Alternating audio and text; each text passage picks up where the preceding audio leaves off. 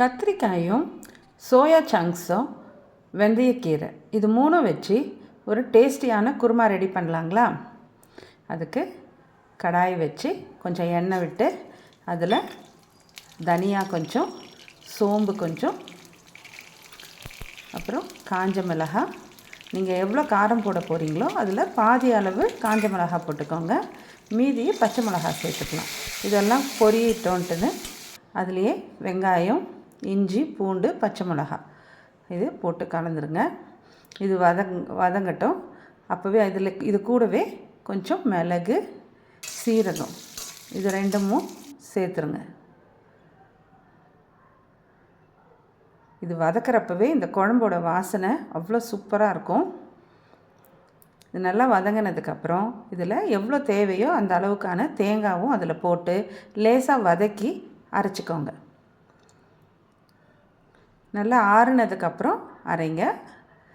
இப்போ குக்கர் வச்சு கொஞ்சம் எண்ணெய் விட்டு கொஞ்சமாக சின்னதாக நறுக்கின வெங்காயம் போட்டுருங்க. அப்புறம் தக்காளி சேர்த்துக்கோங்க. குழம்புக்கு தேவையான அளவு புளிப்பு எவ்வளவோ அவ்வளவுக்கு தக்காளி போட்டுக்கோங்க. அது கொஞ்சம் வதங்கின உடனே அரிஞ்சு வச்சுருக்கிற கத்திரிக்காய் அதை போட்டு வதக்கிட்டு இந்த சுடுதண்ணியில் போட்டு பிழிஞ்சு எடுத்து வச்சுருக்க சோயா சங்க்ஸையும் அதில் சேர்த்துருங்க.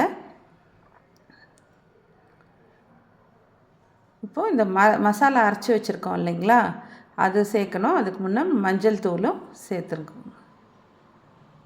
மசாலாவை போட்டுட்டு குழம்புக்கு தேவையான அளவு உப்பும் போட்டுருங்க.